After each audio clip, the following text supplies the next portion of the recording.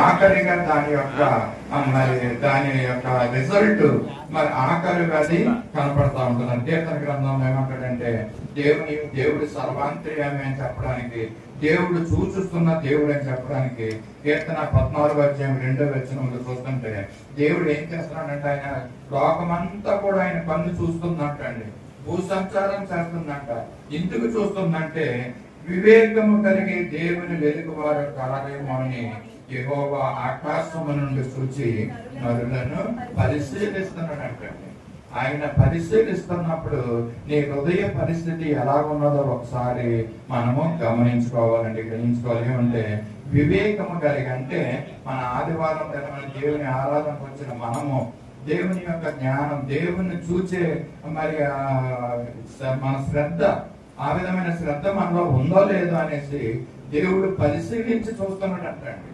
మన శ్రద్ధ దేని మీద ఉందో మరి దేవుడు చూస్తున్నాడంటే ఇప్పుడు కూడా పైనుంచి మనం దేని మీద మనం కాన్సన్ట్రేషన్ చేస్తున్నాం అన్నది కూడా దేవుడు చూస్తున్నాడంటే. ఎలా చూస్తున్నాడంటే వివేకము కలిగి దేవుణ్ణి ప్రేమిస్తున్నామా, మనం ఎవరిని ప్రేమిస్తున్నాం, మనము మా దేవుని కంటే ఎక్కువగా మనం దేన్ని ప్రేమించినా అది దేవునికి ఇష్టమైనటువంటి పని కాదండి. అది మరి మొట్టమొదటిగా you have to give the the priority in your life. దేవుడు అన్నమాట, దేవుణ్ణి ప్రయారిటీ ఇవ్వాలండి మన హృదయంలో. మనం ఆ విధంగా ఇవ్వగలుగుతున్నామా లేదా అని దేవుడు ఏం చేస్తున్నాడండి, నన్ను వెతుకువారు, నన్ను ప్రేమించేవారు, నన్ను చూసేవారు, నా మీద శ్రద్ధ చూపించేవారు ఎవరైనా ఉన్నారో అనేసి ఆయన వెతుకుతున్నాడంటండి, చూస్తున్నాడంటండి. కానీ మరి ఆయన పరిశీలిస్తున్నట్టు ఆయన కంటికి ఎలా కనపడుతుందంటే చూద్దాం. ఆయన సర్వాంతర్యామి, అన్ని చోట్ల ఉన్నవాడు, అన్ని చూసే దేవుడు, నిన్ను నన్ను చూసే దేవుడు, నీ హృదయాన్ని నా హృదయాన్ని పరిశీలించే దేవుడు. మరి మన హృదయాలు ఎలా ఉన్నాయో ఒకసారి ఉదయకాల సమయంలో చూడాలి. చెప్తున్న మాటలు గ్రహించుకోకుండా ఇంకా మరి ఆయనకి మనం చోటు ఇవ్వకోకుండా, ఆ మాటలను గ్రహించుకోకుండా, ఆయనకి మనము ప్రయారిటీ ఇవ్వకోకుండా మరి నెగ్లెక్ట్ గా, అలక్ష్యంగా మనం జీవిస్తే దానికి తగినటువంటి ఫలము మనము పొందుకోవాల్సి వస్తుందండి. ఆయన ఇంకొక ఏంటంటే ఆయన సర్వజ్ఞాని. ఆయన దేవుడి యొక్క ఉనికి గురించి, ఆయన ఎగ్జిస్టింగ్ గురించి, దేవుడు అంటే ఎవరన్న విషయాల గురించి మనం తెలుసుకుంటున్నాం. దాంట్లో ఆయన సర్వాంతర్యామి అని ఒక చెప్పాను. ఆయన రెండోది సర్వజ్ఞాని. ఆయన సర్వజ్ఞానము కలిగిన దేవుడు అండి. మరి ఆయన కంటే మరి జ్ఞానవంతుడి లోకంలో ఎవరు లేరు. సర్వ జ్ఞానము, జ్ఞాన సంపదలు ఆయనలో ఉన్నాయంటండి. ఆయనే జ్ఞానము. మీలోకి ఎవరికైనా జ్ఞానము కొదువైనట్లయితే, తెలివి కొదువైనట్లయితే ఆయన అడగాలండి. మనం దేవుడు మనకు తెలివిని, జ్ఞానాన్ని మనకు అనుగ్రహిస్తాడు. మన జీవితం మనం ఎలాగ నడిపించుకోవాలో మనకు తెలియలేనటువంటి పరిస్థితుల్లో మనం ఉన్నాం. అందుకనే మనము ఎక్కుతూ, దేగుతూ, పడుతూ, లేస్తూ మనము ముందుకు వెళ్తున్నాం అండి. ఎందుకంటే సరైనటువంటి జ్ఞానము మనలో లేక. ఆ జ్ఞానం ఎవరి దగ్గర ఉందండి? దేవుని దగ్గర ఉంది. దేవుని దగ్గర నుంచి జ్ఞానాన్ని పొందుకుంటే దేవుడు నిన్ను సరైన రీతిలో, సరైన మార్గంలో అంచెలంచెలుగా దేవుడు నిన్ను ఆశీర్వదిస్తూ ఉంటాడు. దేవుని మహిమ కలుగును గాక. హల్లెలూయా చెప్తాం. దేవుని యందు నమ్మకం ఉంచే వారిని దేవుడు అంచెలంచెలుగా ఆశీర్వదించే దేవుడు. నీ జ్ఞానం మీద ఆధారపడితే దేవుని జ్ఞానం మీద ఆధారపడకోకుండా మనము బోర్లా పడవలసిన పరిస్థితులు వస్తాయి. కనుక ప్రభు జ్ఞానం మీద మనం ఆధారపడాలి. ఎందుకంటే ఆయన సర్వజ్ఞాని, జ్ఞానవంతుడు, సర్వజ్ఞాన సంపదలు ఆయనలో గుప్తములై ఉన్నవి. అంతేకాకుండా మూడోదిగా ఆయన సర్వశక్తిమంతుడు అంటాడు. ఆయన సర్వము ఉన్న దేవుడే కాకుండా, జ్ఞానమంతా ఆయన దగ్గర ఉన్నదనే కాకుండా, సర్వజ్ఞాని కాకుండా ఆయన సర్వశక్తిమంతుడు అంటాడు. తండ్రి అయిన దేవుడు ఎలాంటి వాడో మనం ఆయన యొక్క క్యారెక్టరిస్టిక్స్ మనం నేర్చుకుంటున్నాం.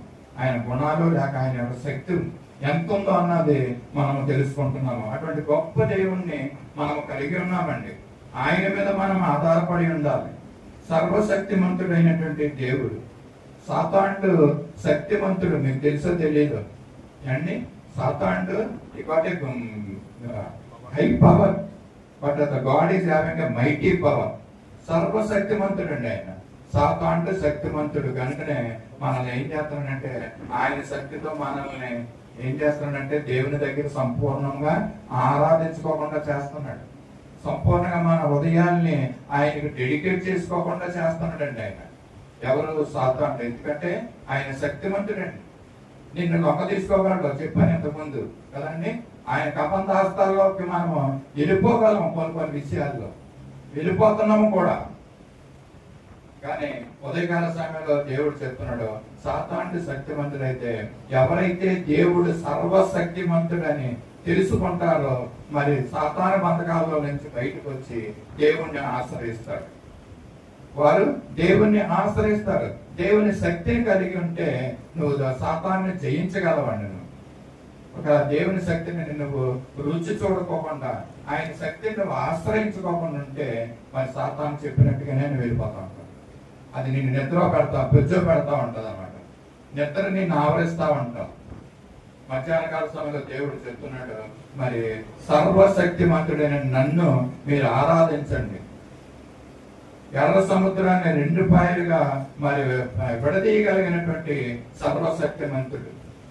400 సంవత్సరాల తర్వాత ఇశ్రాయేలు ప్రజల్ని బయటికి తీసుకొచ్చినటువంటి ఆ శక్తిమంతుడు 40 సంవత్సరాల అరణ్యంలో అద్భుతమైనటువంటి మిరాకిల్ చేసి వారిని బయటికి తీసుకొచ్చినటువంటి దేవుడు మన దేవుడు.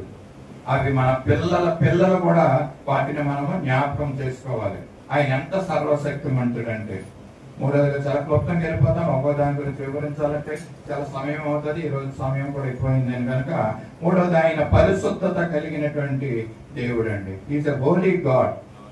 అంత పరిశుద్ధత కలిగినటువంటి దేవుడు ఈ లోకంలో ఎవ్వరూ లేరు. పరిశుద్ధత కలిగిన దేవునిగా మనం ఉన్నాము. ఆయన మనల్ని ఎలా కోరుకుంటాడంటే పరిశుద్ధత కలిగినటువంటి జీవితాలు జీవించమని ఆ పరిశుద్ధత కలిగిన దేవుడు చెప్తున్నాడండి. పరిశుద్ధంగా జీవించగలిగితే ఇదిగో ఆయనలో మనము జీవించగలము, ఆయనతో మనం జీవించగలము.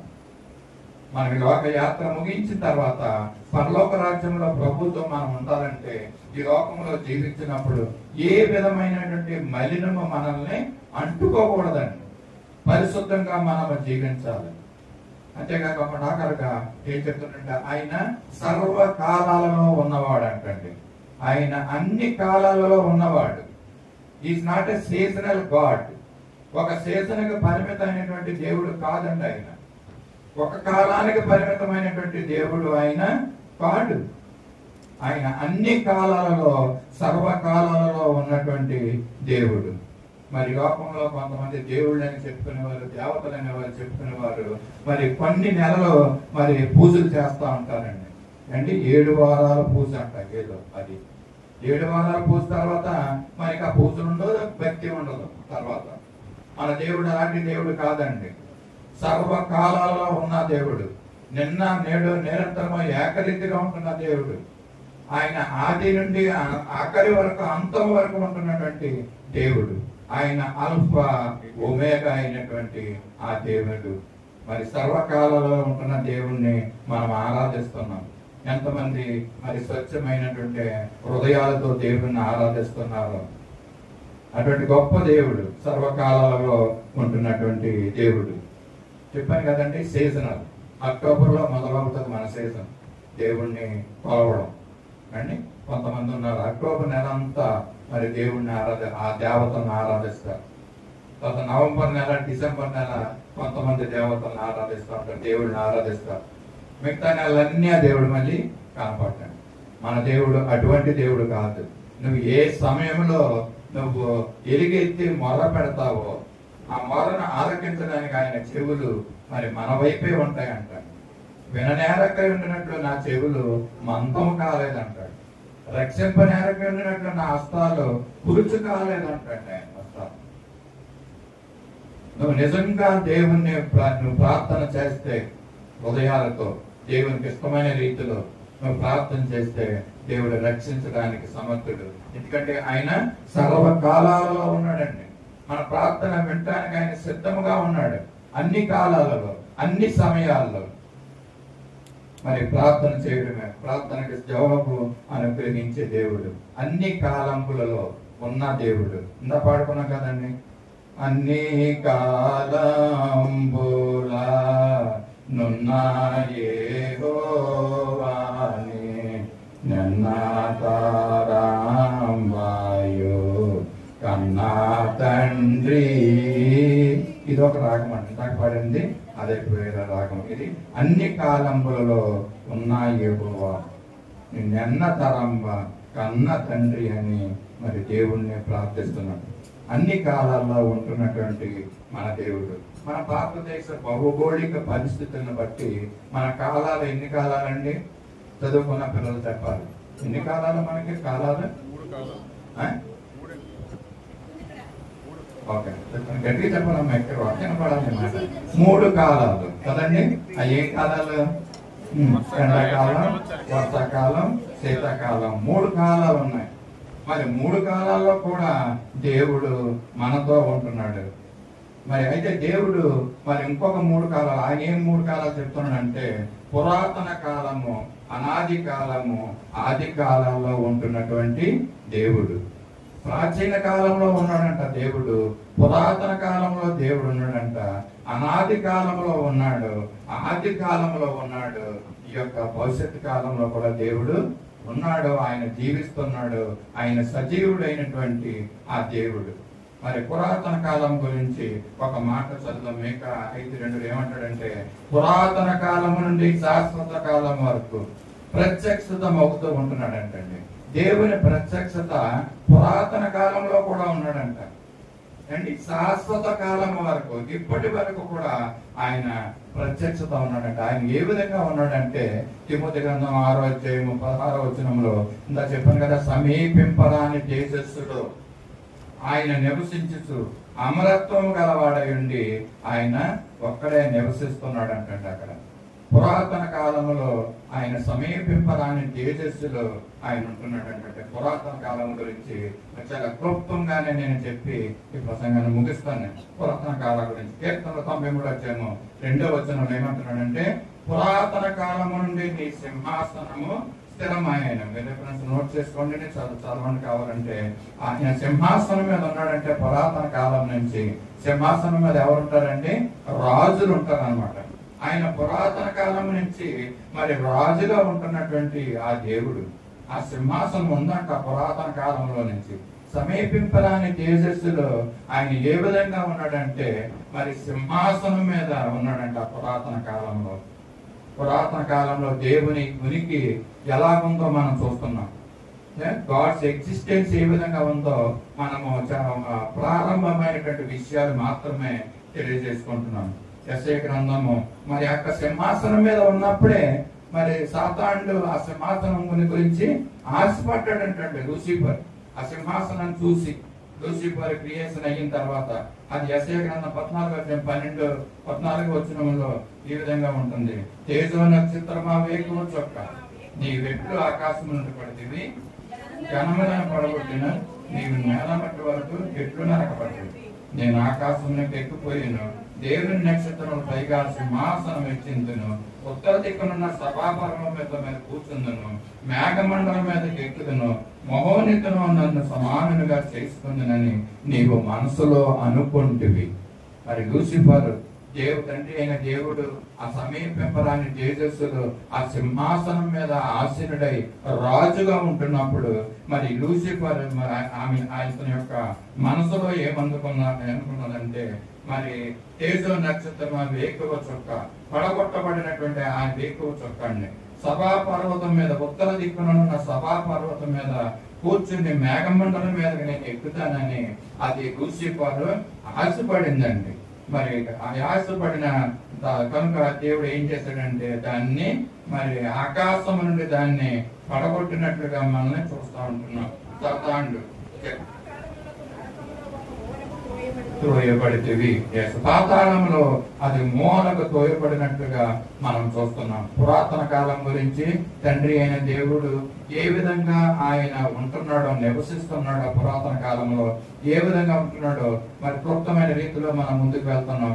దేవుడు పురాతన కాలంలో సమీపింపరాని తేజస్సులో సింహాసనం మీద ఉంటున్నాడు. ఆయన సింహాసనం నుంచి ఆయన ఏం చేశాడంటండి, లేచి వచ్చాడంటండి. మరి పురాతన కాలం అంతా కూడా మరి ఎంతకాలం ఆయన సింహాసనం మీద ఉన్నాడో ఆ టైం పీరియడ్ అక్కడ తెలియదు, కానీ ఆయన లేచిన మాట మరి పరిశుద్ధ గ్రంథంలో మనం చూస్తూ ఉంటాము. యెషయా గ్రంథం 51వ అధ్యాయము 9వ వచనంలో ఏమంటాడంటే, యెహోవా లెమ్ము, పూర్వకాలంలోను పురాతన తరములలో లేచినట్లు ఆయన సింహాసనం మీద నుంచి ఆయన లేచాడంటండి. పురాతన కాలంలో సింహాసనం మీద ఆసీనుడైనటువంటి తండ్రి అయిన దేవుడు ఆయన ఆ సింహాసనం మీద నుంచి లేచి మరి వచ్చిన తర్వాత అది అనాది కాలముగా మరి అది గుర్తింపబడ్డదంటండి. దేవుడు ఈ అనాది కాలంలో సింహాసనం మీద నుంచి లేచి వచ్చిన తర్వాత ఏం చేస్తున్నాడంటే, కీర్తన గ్రంథము 68వ అధ్యాయము 3వ వచనములో మనం ఒక మాట మనం చూస్తాము. మాట కీర్తన గ్రంథము 68వ అధ్యాయము 3వ వచనములో మరి సింహాసనం నుంచి లేచి వచ్చినటువంటి తండ్రి అయిన యెహోవా లేచి వచ్చి అనాది కాలంలోకి వచ్చాడు. ఆయన ఏం చేస్తున్నాడంటే, నీతిమంతులు సంతోషించుదురు గాక. కీర్తన 68:3. భక్తిహీనులు దేవుని సన్నిధికి కరిగి నశించుదురు గాక. నీతిమంతులు సంతోషించుదురు గాక. వారు దేవుని సన్నిధిని ఉల్లసించుదురు గాక. వారు మహదానందం పొందుదురు గాక. ఇక్కడ అనాదిగా ఉన్న ఆకాశ వాహనాన్ని ఎక్కి వస్తున్నట్లుగా ఒక మాట ఉంటుందండి.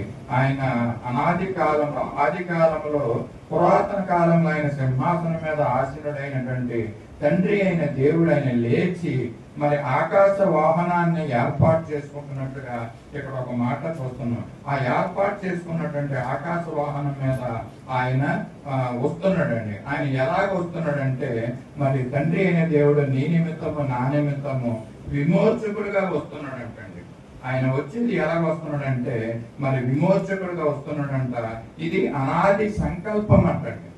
మరి మనుషులైనటువంటి వారి లోకంలో సృష్టింపబడక ముందే పురాతన కాలంలోనే దేవుడు, తండ్రి అయిన దేవుడు మన నిమిత్తము ఒక ప్రణాళికని ఏర్పాటు చేసుకున్నాడండి. అది ఏంటంటే విమోచించడం అన్నమాట. మనం పాపాలు చేస్తాం, పాపముల చేత మరి చనిపోతాము. ఆ స్థితి నుంచి మనల్ని విమోచించడానికి మరి దేవుడే మరి నరావతారిగా ఈ లోకానికి వస్తాడనేసి మరి ఇక్కడ మాట చూస్తున్నాం. విమోచకుడుగా ఆయన వస్తున్న మాట మనం చూద్దామండి. యెషయా గ్రంథము 63వ అధ్యాయము 15వ వచనంలో ఏముందో చూద్దాం. యెషయా గ్రంథము 63వ అధ్యాయము 15వ వచనంలో, యెహోవా పరము నుండి చూడుము, మహిమోన్నతమైన నీ పరిశుద్ధ నివాస స్థలమును దృష్టించుము. నీ ఆసక్తి ఏది? నీ శౌర్య కార్యములేవి? నా ఎడల నీకున్న జాలియు నీ వాత్సల్యము అణిగిపోయేనే.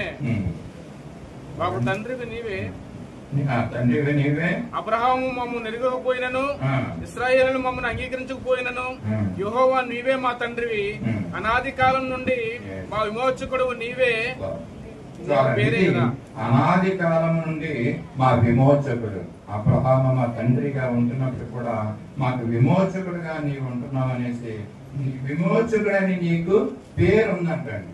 తండ్రి అయిన దేవునికి విమోచకుడు అని ఇక్కడ పేరు ఉంటుంది. విమోచకుడుగా ఆయన వస్తున్నాడు అంటండి. మరి ఆయన సింహాసనం మీద ఆసీనుడైనటువంటి తండ్రి, ఆ సమీపరాని తేజస్సులో ఉంటున్నటువంటి ఆ తండ్రి, పురాతన కాలం నుంచి ఆసీనుడిగా ఉంటున్నటువంటి ఆ తండ్రి ఏం చేశాడంటే మరి అనాది కాలంలోకి వచ్చాడంటండి. పురాతన కాలం నుంచి ఆయన లేచి వచ్చాడంట.